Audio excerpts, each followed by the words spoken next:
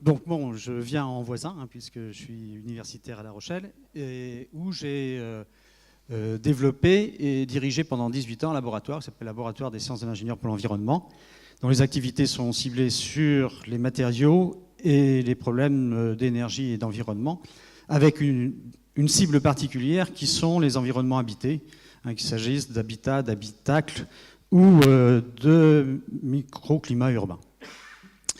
Donc moi je vais vous parler un petit peu des enjeux de la réhabilitation. Et puis comme ça a été dit hier, moi je pense que le terrain de jeu, hein, si on parle de politique énergétique, il est plutôt européen. Et donc je vais vous donner quelques éléments sur la mise en place d'une politique finalement énergétique dans le bâtiment en Europe, qui a beaucoup traîné. Hein. C'est-à-dire que le bâtiment, c'est le premier consommateur d'énergie, c'est le premier pollueur aussi en Europe. C'est une force économique très importante, mais il a fallu attendre 2001-2002 pour qu'on en prenne vraiment conscience et qu'on ait des directives dédiées. Donc la première, c'est la directive de 2002, qui nous a permis finalement de définir une méthodologie commune de l'évaluation de l'efficacité énergétique des bâtiments, ce qui n'existait pas avant.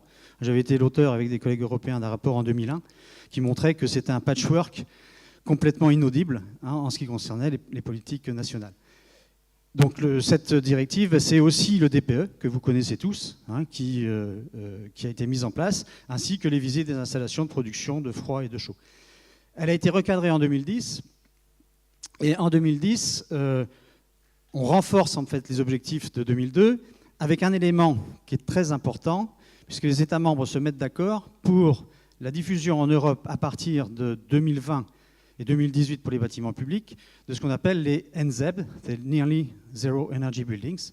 C'est-à-dire que tous les États membres se sont engagés à définir des plans nationaux de développement de ces bâtiments zéro énergie, hein, à partir de 2018-2020.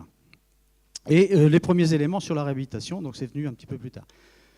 Outre ces directives spécifiques au bâtiment, le bâtiment a été aussi l'acteur principal, finalement, des directives dont on a parlé hier sur, justement, l'efficacité énergétique et l'environnement. Notamment la directive 20-20-20 dont on a parlé hier, qui n'est pas tout à fait 20, hein, bon, on le sait tous, mais où les actions d'efficacité énergétique et l'intégration des énergies renouvelables reposent essentiellement, finalement, sur le secteur bâti, hein, pour les avancées récentes. La dernière sur ce domaine, c'est la directive justement sur l'efficacité énergétique, qui fait aussi une large part finalement au domaine bâti en Europe, et là qui renforce justement la demande des États sur la réhabilitation énergétique des bâtiments.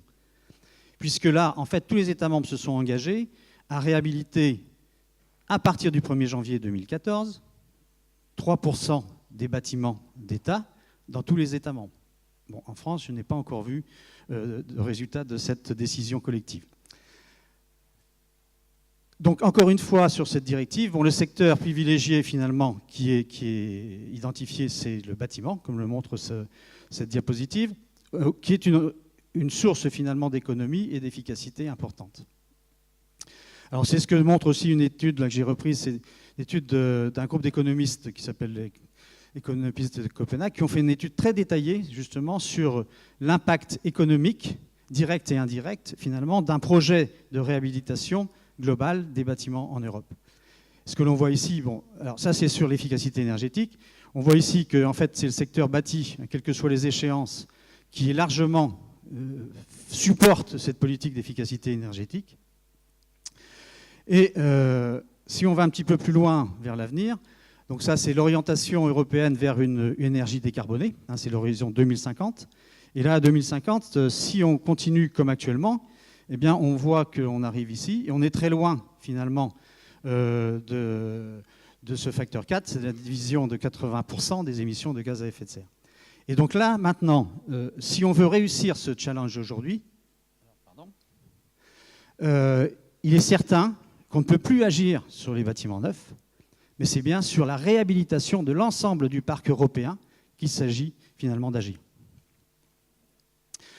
Là, c'est une étude qui avait été faite par ACE, donc qui sont les architectes, enfin la Confédération des architectes européens, qui s'appelait Renovate Europe, Et donc, leur recommandation, si je puis dire, mais qui est maintenant étayée par d'autres études économiques, c'est que pour réussir finalement à décarboner finalement l'énergie européenne en 2050, comme je l'ai tout à l'heure indiqué, eh bien, ce n'est pas 1% de réhabilitation qu'il faudrait faire, mais c'est 3% à partir de 2020, pour arriver finalement en 30 ans à réhabiliter l'ensemble du parc.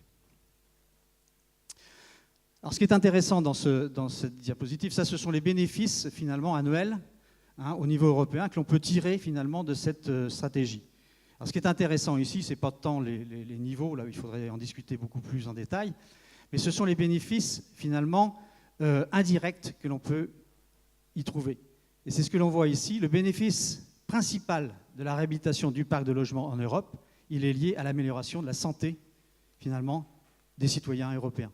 C'est là où l'avantage économique finalement le plus important se situe. Alors pour arriver à ça, eh bien, on n'a pas le choix. Donc il faut à la fois le développement de politiques publiques et de mesures incitatives ou économiques, financières, qui permettent finalement la mise en place de cette réhabilitation globale. On a un immense besoin d'innovation, beaucoup plus dans la réhabilitation d'ailleurs que dans le neuf. Il y a un besoin énorme aujourd'hui d'innovation. Alors il y a eu beaucoup d'innovations dans le bâtiment ces dernières années, mais elles ne sont pas tellement ciblées sur la réhabilitation. Et cette innovation, elle n'est pas uniquement technologique, elle est aussi méthodologique. C'est-à-dire comment aborder correctement la réhabilitation de parcs importants, par exemple de bâtiments. Et puis, il y a tout ce qui concerne la formation de l'ensemble de la chaîne d'acteurs intervenant sur le bâtiment. Et ça, c'est un challenge qui est très important, puisqu'on a une diversité d'acteurs aussi très diversifiés qui interviennent sur l'acte de construire. Alors en France, où est-ce qu'on en est? On a une grande variété d'architectures dont on peut s'enorgueillir, bien sûr, mais qui nous pose quelques problèmes. En gros, en France, on a 3,5 milliards de mètres carrés bâtis, en gros, 2,5 sur le résidentiel et 1 à peu près sur le tertiaire. L'inconvénient, c'est que ce parc, il est ancien et il est mal entretenu, si je puis dire. C'est ce que je relève ici, c'est qu'on a 77% du parc qui est une étiquette D au supérieur.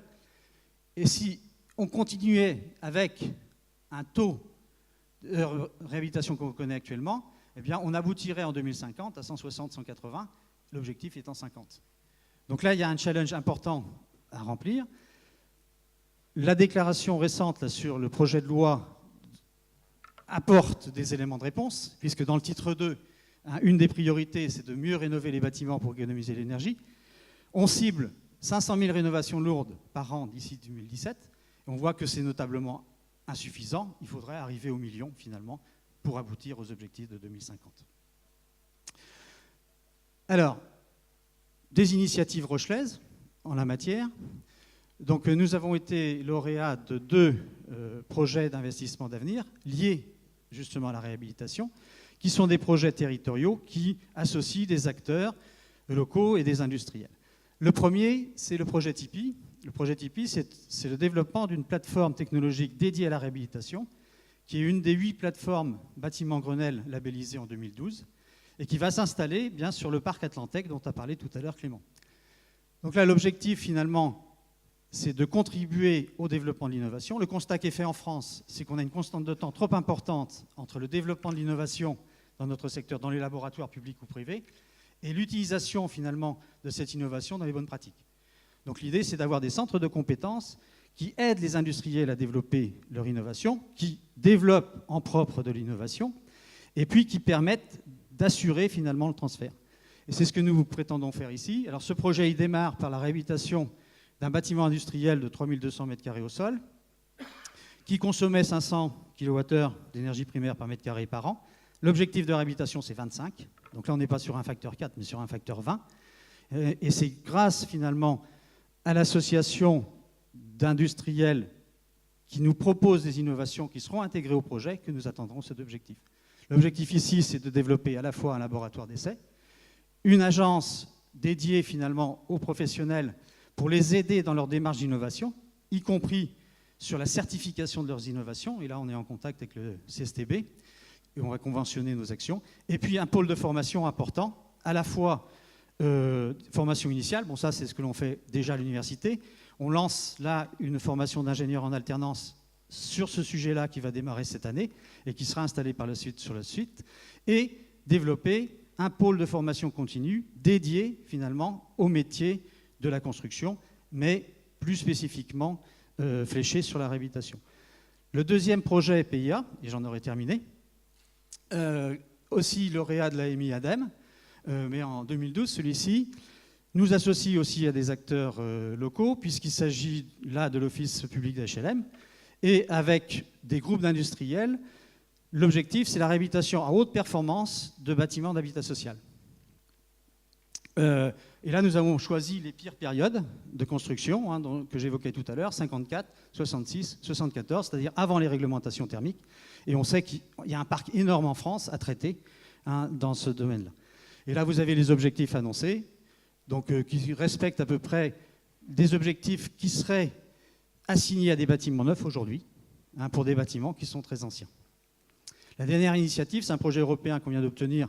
Alors, ce n'est pas avec Siemens, mais c'est avec Schneider, qui nous associe aussi à la CDA, sur justement évaluer finalement l'influence de l'ensemble des aléas qui peuvent altérer la performance énergétique. Et pour ça, on va utiliser 3 bâtiments références en Europe. Un bâtiment de la CDA à La Rochelle, le bâtiment d'IBM donc à Dublin, et un bâtiment qui est une bibliothèque municipale à Turin. Je vous présenterai peut-être les résultats dans une prochaine intervention. Je vous remercie.